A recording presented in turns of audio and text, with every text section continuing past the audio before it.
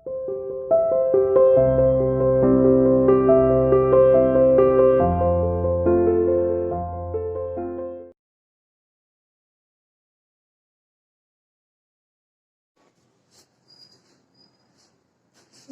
to CR International School online classes. Hello बच्चों, how are you? Hope everyone is fine and fit at home. Today I am here to take class 6 Maths Chapter 9 Ratio and Proportion. बेटा आज हम अपना new chapter start करने जा रहे हैं, chapter 9. अब बेटा रेशियो का चैप्टर है, बेटा रेशियो एंड प्रोपोर्शन का चैप्टर. तो आपको रेशियो की डेफिनेशन तो पता होनी चाहिए ना. तो स्टार्ट करते हैं कॉन्सेप्ट ऑफ रेशियो. ठीक है, रेशियो की डेफिनेशन क्या कहती है? A ratio is a way of comparing quantities or numbers by division. Ratio क्या होता है बेटा? इसमें एक ऐसा वे होता है जिसमें कंपेयर होती है क्वांटिटीज.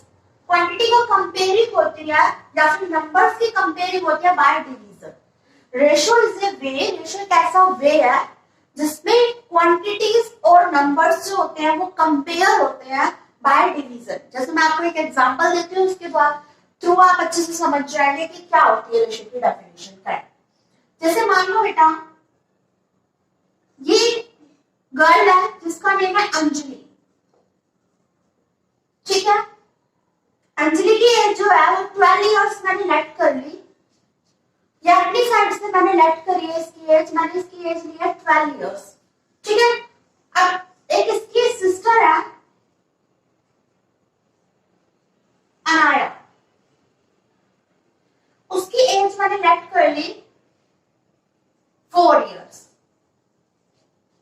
ठीक है, तो अगर मेरे को इसका रेशियो फाइंड आउट करना हो तो रेशियो की डेफिनेशन कहती है कि रेशियो एक ऐसा वे होता है जिसमें कंपेयर होती है क्वांटिटीज.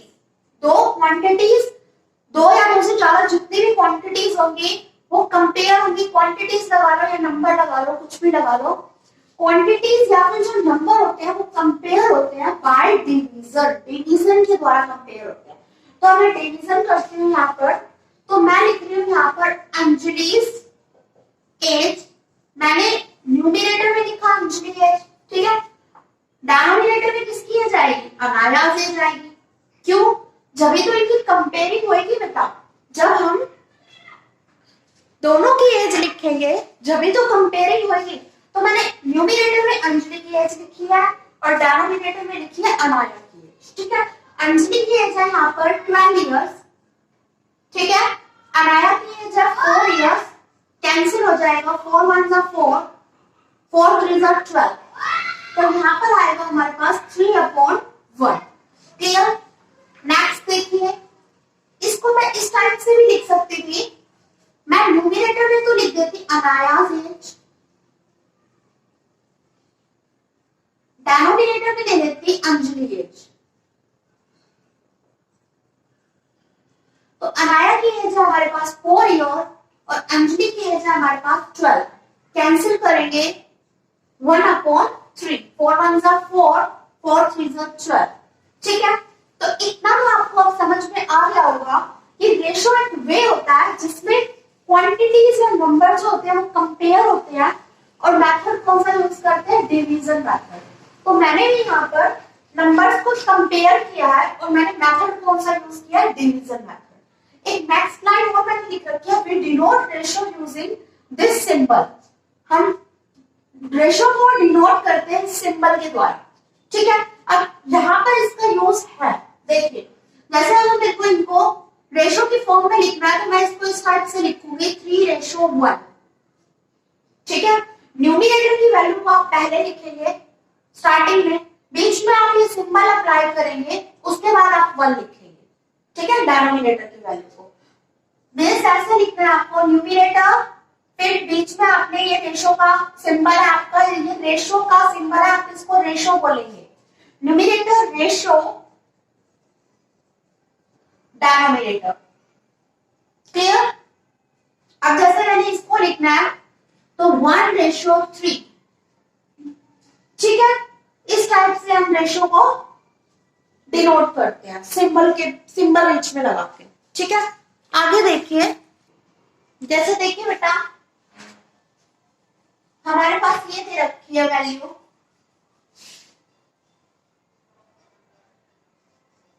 4/6, ठीक है। तो मीन्स हम इसको इस टाइप से लिख सकते हैं 4/6, क्लियर। या फिर हमारे पास दे रखा है 9/x, तो हम इस टाइप से लिख दिया 9/x। तो बेटा ये रेशो का सिंबल है, ठीक है। तो आपको अब अच्छे से डेफिनेशन क्लियर हो गई होगी रेशो की क्या होता है। A ratio is a way of comparing quantities और नंबर। इसमें कंपेयर होती है चीजें बाय डिवीजन। मेथड कौन सा लगता है आपका, डिवीजन मेथड, ठीक है। हम और भी काफी सारे एग्जांपल ले सकते हैं, जैसे मान लीजिए, जैसे बेटा ये आपके पास एक नोटबुक है, मैं अपनी साइड से लेट कर रही हूँ, एग्जांपल दे रही हूँ आपको, ठीक है। ये आपने परचेज की 20 रुपीज की, ठीक है। और हमने एक बुक परचेज की, मान लो एक नोटबुक लेगी मैंने, एक बुक, ठीक है। तो ये आपकी आई 100 रुपीज की। बुक कॉस्टली होती है नोटबुक से, ठीक है। तो बुक है आपकी 100 रुपीज की और नोटबुक है आपकी 20 रुपीज की, क्लियर। अब हमें रेशियो निकालना है, तो अब हम ऐसे लिख रहे हैं, पहले किसी भी वे में लिख सकते हो, नोटबुक अपॉन बुक 20/100, क्योंकि अभी तो हम एग्जांपल ले रहे हैं ना, तो नोटबुक अपॉन बुक पे लिख सकते हैं, बुक अपॉन नोटबुक, ठीक है। कैंसिल कर देंगे, 0 से 0 कैंसिल, 2 1 are 2, 2 5 are 10, 1/5 आ गया। अब इसको रेशो में कन्वर्ट करेंगे तो क्या आएगा, 1/5, ठीक है। ये रेशो का सिंबल है आपका, ठीक है। अब आगे देखिए, ऐसे भी लिख सकते थे हम इसको, इस वे में भी बुक अपॉन नोटबुक भी लिख सकते थे। तो हमारे पास बुक का प्राइस है 100 रुपीज और नोटबुक का प्राइस है 20, 0 से 0 कैंसिल, 2 5 are 10, 5/1 मींस 5/1, ठीक है। एक्सरसाइज में तो हमको बताएगा कि हमको कौन सी चीज न्यूमरेटर में लेनी है, कौन से डिनोमिनेटर में लेनी है। यहाँ पर तो मैंने एग्जांपल दिए ना आपको, तो मैंने दोनों वे में ले लिया। मैंने नोटबुक को एक बार न्यूमरेटर में लिख दिया, एक बार नोटबुक को डिनोमिनेटर में लिख के दोनों टाइप से बना दिया, ठीक है। तो हमारा रेशो यहाँ पर निकल के आ रहा है 1/5 या 5/1, ठीक है। तो इस टाइप से हम रेशो की नंबर्स को कंपेयर कर सकते हैं। और रेशो का सिंबल क्या होता है यहाँ पर, ये होता है हमारे पास, ठीक है। अब आपको रेशो की डेफिनेशन क्लियर हो गई होगी। Ratio is a way of comparing quantities और नंबर बाय डिवीजन। रेशो क्या होता है, वे होता है जिसके द्वारा क्वांटिटीज या फिर नंबर लगा लो कंपेयर होते हैं आपस में, और मेथड हमारा ये होता है डिवीजन, ठीक है। अब हम अपनी एक्सरसाइज का फर्स्ट क्वेश्चन करते हैं, देखिए क्वेश्चन फर्स्ट है इसका, बेटा right this ratio in the simplest form. हमें रेशियोज को सिंपलेस्ट फॉर्म में कन्वर्ट करना है, ठीक है। सिंपलेस्ट फॉर्म आपने पहले भी पढ़ रखी होगी, रेशियोज की सिंपलेस्ट फॉर्म में लिखना है बस यहाँ पर। तो बेटा ये कैंसिल किससे हो रहा है, किसकी टेबल से कैंसिल हो रहा है, 4 की टेबल से हो रहा है। 4 3 12, 4 4 16। इसके बाद ये अगेन फिर कैंसिल नहीं होंगे, देखिए 4 3 12, 4 4 16। So the answer is 3/4। Simplest form हमारी बन गई, सिंपलेस्ट फॉर्म क्या आ गई हमारे पास, 3/4। और ऐसा हुआ किस लिए है वो यहाँ पर देख लीजिए, मैं आपको बता देती हूँ। मेरा कलर 12/16। इट मीन्स बेटा हम इसको इस टाइप से लिख सकते हैं 12/16 लिख सकते हैं आप। तो अब इसको कैंसिल कर देंगे, 4 3 12, 4 4 16, तो 3/4 आ रहा है ना हमारे पास। फिर इसको रेशो में कन्वर्ट कर देंगे 3/4। तो आप चाहो तो आप डायरेक्ट भी कैंसिल कर सकते हो, या इस टाइप से लिख के कंप्लीट फिर कैंसिल कर सकते हो, ठीक है। ये आपकी चॉइस है कि आपको किस तरीके से कैंसिल करना है उसको। हमें सिंपलेस्ट फॉर्म में कन्वर्ट करना था, वो हमने कर दिया। नेक्स्ट देखिए बेटा, अब हमें इसको सिंपलेस्ट फॉर्म में कन्वर्ट करना है। इसका मतलब यही है बेटा कि ये वैल्यू इसके अपोन में है, ठीक है। अब देखिए 0 से 0 कैंसिल हो गया, ठीक है। हमारे पास बच गया 33/55। अब ये अगेन फिर कैंसिल होगा, किससे होगा, 11 की टेबल से। 11 3 33, 11 5 55। So the simplest form is 3। अब अगेन कैंसिल नहीं हो रहा ना, तो हमारे पास सिंपलेस्ट फॉर्म आ गई, सिंपलेस्ट फॉर्म 3:1। ठीक है, तो बेटा सिंपल बिल्कुल इसी क्वेश्चन है कि आपको दे रखी है, कोई भी वैल्यू दे रखी है, जैसे 2:4 भी दे रखा है, तो आप इसको कैंसिल कर दीजिए, 1:2 कर दिया हमने। या फिर आप इस तरीके से लिख के भी इसको कैंसिल कर सकते हैं, जैसे 2:4 है तो 2 तो आप लिखेंगे न्यूमरेटर में और 4 को लिखेंगे डिनोमिनेटर में। जो ये बाद की वैल्यू होती है इसको हम डिनोमिनेटर में लिखते हैं। ठीक है, रेशो के बाद जो होता है वो डिनोमिनेटर में लिखा जाएगा। फिर कैंसिल कर दीजिए, कितना आ रहा है 1/2, तो इसको रेशो की फॉर्म में लिख दिया 1:2। आंसर हमें रेशो की फॉर्म में ही देना है इसका। ठीक है, अब इसके और पार्ट्स देखिए बेटा। नेक्स्ट देखिए, इसका फिफ्थ पार्ट है 1.04 रेशो 0.26। अब बेटा देखिए, सबसे पहला काम आपको क्या करना है, इस डेसिमल पॉइंट को हटाना है। अब डेसिमल पॉइंट हटेगा तो डेसिमल पॉइंट के बाद कितनी डिजिट है, 2 डिजिट, तो इसका मतलब अपॉन में 2 जीरो आएंगे। ठीक है, तो हमने 100 लिख दिया। इसी टाइप से यहाँ भी डेसिमल पॉइंट हटेगा तो डेसिमल पॉइंट के बाद बेटा 2 डिजिट है, इट मींस अपॉन में क्या आएगा 100। अब यहाँ पर रेशियो लग रहा है, इट मींस इस टाइप से कैंसिल हो सकती है। ठीक है वैल्यू, तो ये अपॉन में 100 से 100 कैंसिल हो गया, 100 से 100 कैंसिल हो गया। अब कितना बच गया न्यूमरेटर में 104 रेशियो 26। अब हम इसको कैंसिल करेंगे। देखिए बेटा, आप इसको डायरेक्ट 26 के टेबल से भी कैंसिल कर सकते हैं, क्योंकि 26 के टेबल में 104 आता है। ठीक है, 6 4 24, 4 2 8 9 और 10, तो 104 आता है ना, तो डायरेक्ट भी लिख सकते हैं 26 1 26, 26 4 104। ठीक है, कैसे किया वो भी देख लीजिए। जैसे इसको मैंने, इस चीज को मैं आपको समझाती हूँ, लिखना चाहो तो आप लिख सकते हो अपनी नोटबुक में, अदरवाइज डायरेक्ट भी कर सकते हो।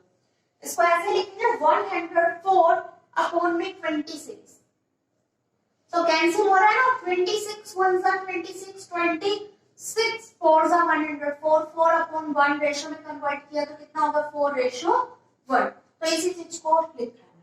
ठीक है, मैं आपको सिर्फ समझाने के लिए इस टाइप से बता रही थी, वरना हम कर तो डायरेक्ट भी सकते हैं। ठीक है, तो ये कैंसिल होकर कितना आ गया 4:1। अदरवाइज आप इसको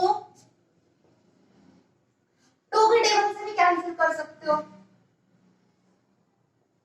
2 1 2, 2 3 6, ठीक है, 2 5 10, 2 2 4।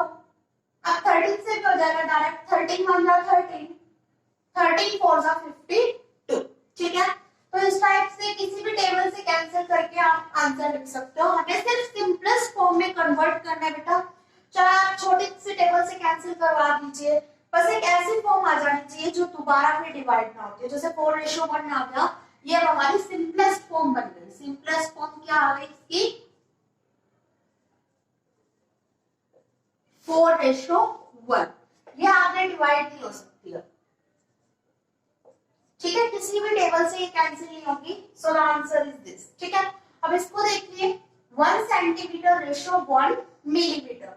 अब ये है बेटा वैल्यू सेंटीमीटर की फॉर्म में, ये है मिलीमीटर की फॉर्म में। तो इस टाइप के क्वेश्चन में सबसे पहले आपको इन दोनों के पीछे जो नोटेशन है उनको सेम करना होगा। या तो आप इसको सेंटीमीटर की फॉर्म से मिलीमीटर में कन्वर्ट करें, या इसको मिलीमीटर से सेंटीमीटर में कन्वर्ट करें। ठीक है, कैसे कन्वर्ट करेंगे, वही सेम आपकी टेबल जो मैंने आपको पिछले चैप्टर में सिखाई थी।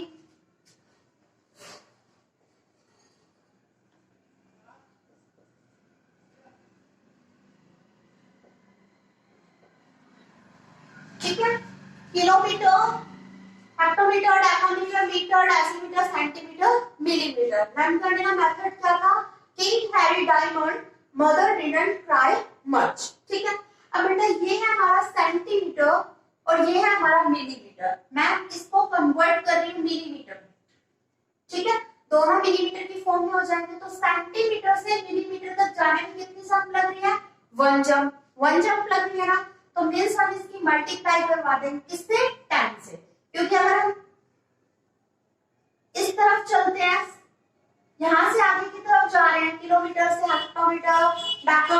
मीटर, तो हम 10 से क्या करवाते हैं बेटा, मल्टीप्लाई करवाते हैं।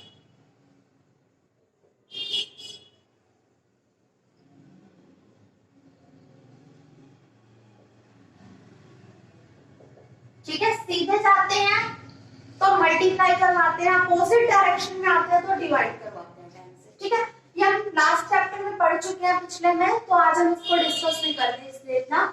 अब देखिए सेंटीमीटर से मिलीमीटर में हमारी कितनी जंप लग गई बेटा, ये आपका सेंटीमीटर और ये आपका मिलीमीटर है।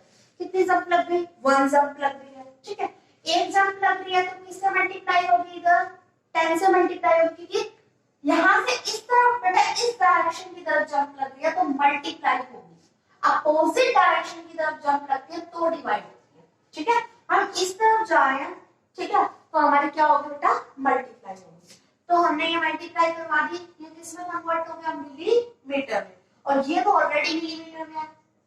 ठीक है, तो ये हो गया हमारा 10 और बीच में रेशो का सिंबल था, सॉरी, तो यहाँ रेशो लगा देंगे, ये हमारा 10 और ये है 1, तो ये हमारा आंसर आ गया। ये ऑलरेडी सिंपलेस्ट फॉर्म में है, अगर कुछ और वैल्यू होती तो हम कैंसिल भी करते, लेकिन ये 10:1 है तो ये पहले से सिंपलेस्ट फॉर्म में है, तो हमारा आंसर यहीं पर ही खत्म हो गया। ठीक है, बाकी के सम्स आप खुद ट्राई करेंगे। इस टाइप के क्वेश्चन में आपके पास किसी क्वेश्चन में लीटर है, किलोलीटर है, उसको सेम नोटेशन में पहले कन्वर्ट करेंगे ऐसे टेबल के थ्रू। ठीक है, और ये टेबल लिखने की आपको नीड नहीं है, अगर आपको डायरेक्ट लर्न है तो आप डायरेक्ट करिए। ठीक है, टेबल अगर आपको लर्न है तो आप डायरेक्ट करिए इस क्वेश्चन को, अदरवाइज फिर आप टेबल लिख सकते हैं।